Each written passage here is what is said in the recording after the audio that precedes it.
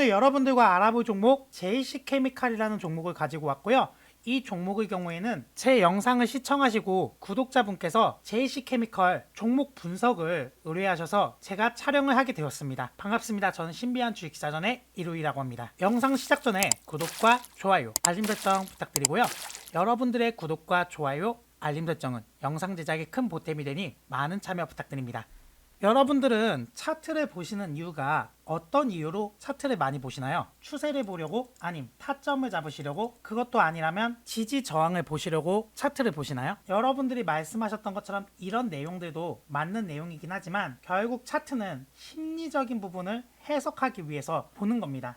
왜 심리적인 부분을 해석하는 게 중요하냐면 우리 경찰들이 미제 사건을 해결할 때 뭘 하죠? 프로파일링이라는 걸 합니다. 프로파일링을 통해서 사건 현장과 범행 방식을 파악해 범인을 찾듯이 주식에서도 우리가 프로파일링을 해야 하고 차트는 사건 현장과 같으며 세력의 흔적과 매매 방식을 파악해서 심리를 읽어야 합니다. 프로파일링 역시도 2000년대까지만 해도 수사에 인정을 받지 못했지만 결국 과학적 근거가 인정되며 경찰 교육 항목에 채택이 됐죠. 주식 역시도 대부분 기업의 가치, 호재성 내용을 가지고만 지금 현재 시장이 이런 포커스가 맞춰져 있습니다.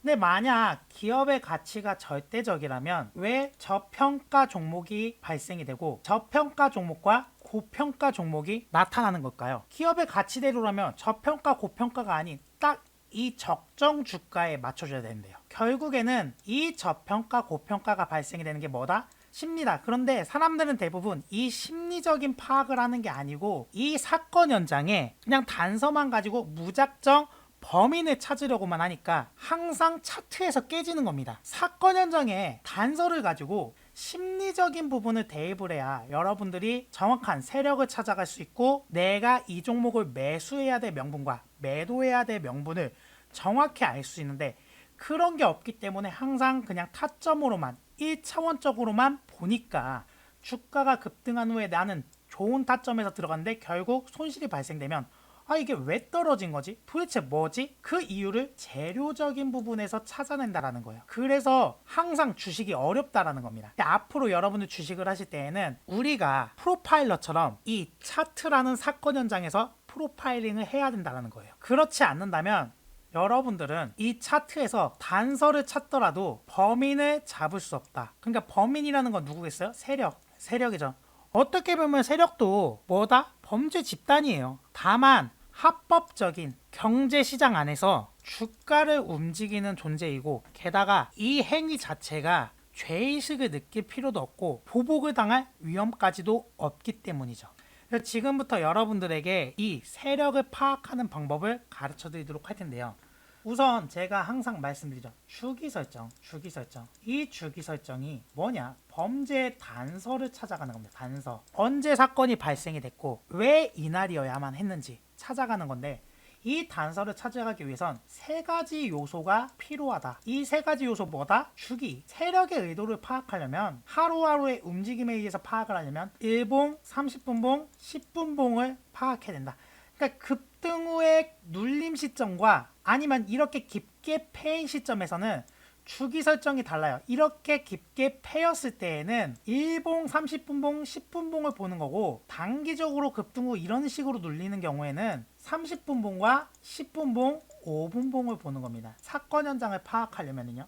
이렇게 보는 의미가 왜일까요? 왜 이렇게 세 가지를 봐야 될까? 이렇게 고점에서 주가가 아무 이유 없이 맞고 떨어졌다면 기간은 많이 소요가 됐어요. 하루 이틀 소요된 게 아니죠. 그럼 사건 현장은 훼손이 됐습니다. 그럼 여기서 우리가 이 사건 현장을 통해서 이 심리적을 파악하기 위해 명분이라는 걸 찾아내야 돼요. 어떤 명분? 바로 범행 동기도 있을 거고 뭔가 흔적을 남겨놨을 거예요. 근데 차트에서는 흔적이 뭐다? 바로 돈이라는 거예요. 돈이 나갔는지 들어왔는지를 파악을 해야 이 범죄자들의 심리를 읽어갈 수 있다는 거. 범행 동기. 그러면 이 돈이라는 건 어떻게 파악을 할까요? 거래량과 거래 대금입니다. 이걸 파악해서 내가 범죄자의 입장이 됐을 때 이런 범행 동기를 가지고 사건 현장에 흔적을 남겼을 때 왜 이런 범죄를 저지를 수밖에 없었는지를 생각을 해봐야 됩니다. 우선은 명분을 찾는 거고 30분 봉을 통해서는 추세, 그러니까 이 추세가 뭐다? 프로파일링에서는 범행의 경로, 어디로 도망가는지 도주 경로를 찾아가는 거예요. 도주 경로. 이 추세를 찾아가는 거고 10분 봉을 통해서는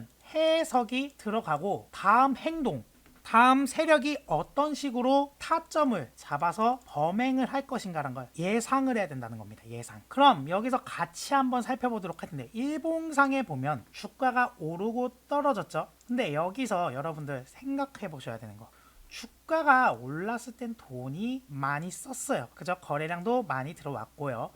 떨어질 때는 왜 거래량이 없을까? 이건 다시 한번 예고 범죄랑 비슷한 거예요. 다시 한번 범행을 저지르겠다라는 거랑 똑같기 때문에, 게다가 왜 한번 여기서 기간을 두고 조정을 불러일으키느냐, 왜 기간을 두고 범죄를 저지르느냐를 파악을 해야 돼요. 왜일까요, 여러분들? 왜 기간을 두고 범죄를 저지를까요? 보세요. 단순해요. 여기 이 구간과 이 구간을 봤을 때 어떤 생각이 드세요? 모르시겠어요?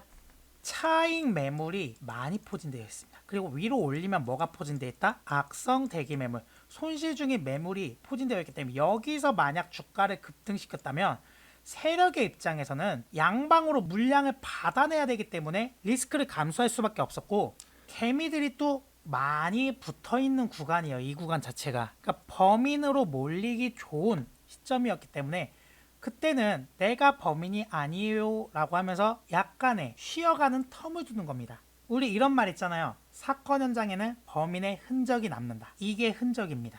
그리고 돈을 쓰려면 바닥권에서 위로 상승하면 상승할수록 돈을 적게 써야 되는데, 지금 고점에서 올라가면 올라갈수록 누르는 힘이 더 강하게 발생이 되기 때문에 작용 반작용처럼 여기서는 반작용이 일어난다는 거예요. 반작용. 이 반작용이 뭐다? 차익 매물, 차익 매물이 쏟아진다. 그렇기 때문에 리스크를 끌어안고 가기에는 위험감이 있습니다. 또 우선은 지금 차트적으로 본다면 돈이 들어온 흔적은 있어요. 여기서 한번 나갔다가 다시 한번 큰 돈을 썼는데, 이 꼬리 부분, 여기 꼬리 부분에서 과연 세력이 나가는지 안 나가는지 파악하려면 뭘 봐야 된다? 30분봉과 10분봉을 봐야 된다. 30분봉 추세를 한번 보도록 할 텐데요. 자, 여기 좀 바닥권에서 비춰드릴게요. 여기서는 주가가 하락을 하면서 이렇게 멈추고 여기서 움직이고 있어요. 여기서. 그럼 아직 추세는 횡보로 볼 수 있고, 정확히 지금은 이 구간에서 조정을 받고 있는 구간이기 때문에 바닥을 한 번 더 봐야 된다. 바닥을 한 번 더 봐야 되고, 10분봉을 통해서 최종적인 해석을 들어가자면 물량을 털어내면서 주가를 올려 붙였다. 그리고 이 고점 부근에 개인들의 물량이 갇히게 되면서 주가가 떨어질 때에는 결국 이런 손절 물량들이 지속적으로 나오기 때문에 지금 현 시점에서는 세력이 매집을 해가야 되는 단계라고 볼 수 있습니다. 이 구간에서는 주가가 지속적으로 손실폭이 깊어지면 개인들의 투매가 발생되고, 그러니까 쉽게 설명드리면 이 원이라는 콜로세움 안에서 세력은 여기서 지켜보고 있어요. 그러면 개인들끼리 시장가로 손절하고 그리고 받쳐주는 물량이 없으면 물량이 개인들끼리 폭탄 돌리기가 되잖아요. 그럼 가격은 떨어지고 하다 보면 결국 이런 바닥권이 만들어질 수밖에 없다라는 의미거든요. 그럼 여기서 세력의 시그널이라는 게 있습니다. 세력의 시그널. 뭐다? 바로 이 윗꼬리가 달린 캔들은 세력의 시그널이라고 볼 수 있는데, 기본적으로 세력의 시그널을 파악을 하려면 캔들의 의미를 잘 생각해야 된다는 거예요. 바닥권에서 바닥 도입 부분에 이런 윗꼬리가 달린 캔들, 영망치형 캔들이라고 하죠. 여기 처음 도입 부분에 시그널이 포착됐습니다. 주가가 상승, 횡보, 하락 기간 중에서 이 하락 구간에서 발생되는 영망치형 캔들은 주가의 바닥을 모두 다졌다라는 의미입니다. 바닥을 끝내고 이제부터 횡보에 들어가겠다라는 건데, 이런 캔들이 나온다는 건 말씀드렸죠. 이 구간마다 손절 물량들이 있기 때문에 주가를 한번 테스트를 해보는 거야. 올렸는데 매물대가 맞고 떨어진다면 결국 세력 입장에선 여기서 돈을 크게 썼다가는 되려 이 폭탄들에 맞아서 돈을 비효율적으로 사용하게 되고 나중에는 주가를 띄울 때 돈이 없어서 마냥 기다려야 될 수도 있어요. 그런 리스크를 감당할 수가 없다. 그래서 하락 시점에 영망치형 캔들이 뜬다면 수익은 크지만 뭐다? 기간적인, 말 그대로 기회비용이라고 하죠. 기회비용이 묶여버리게 된다. 근데 횡보 시점에서의 이 영망치형 캔들은 상승 반전, 조만간 크게 상승하기 직전에 나타나는 시그널이기 때문에 이런 부분은 관심 가져보셔야 된다. 그렇지만 횡보기간이 짧을수록 크게는 가지 못한다. 횡보기간이 길면일수록 크게 간다라는 의미고, 상승 구간에 이런 윗꼬리가 달린 영망치형 캔들이 발생된다는 건 뭐다? 차익 매물이 쏟아진다라는 의미이기 때문에 이건 조정폭이 발생된다라는 의미라서 절대 이 구간에서는 들어가면 안 됩니다. 그래서 현재로서는 지금 두 개의 시그널은 나왔어요. 그래서 조만간 이 횡보 구간에서 이런 급등과 급락의 패턴이 반복되다가 나중에는 이 정고점 위까지도 충분히 상승을 시킬 수 있는 여력은 있어 보입니다. 지금 이제 거래량이 들어왔고, 하지만 지금 횡보 기간이 짧아서 지금 급등을 시키기에는 이 구간, 이 박스권 구간이 고비의 구간이라고 보시면 되세요. 그래서 만약 이 박스권을 이탈하면 이 바닥권에서 매집할 준비를 하시고, 이 박스권이 이탈하지 않는 상태에서 급등과 급락이 일어난다면 이 JC케미칼 충분히 매집해 볼 만한 종목이라고 볼 수 있고, 그리고 세력의 매집 기간은 지금 이 바닥권을 찍고 이제 거래량이 동반되면서 움직이기 때문에 이건 유통 물량을 파악해봐야 대략적으로 세력의 매집 기간이 얼마 정도 걸릴지 알 수가 있어요.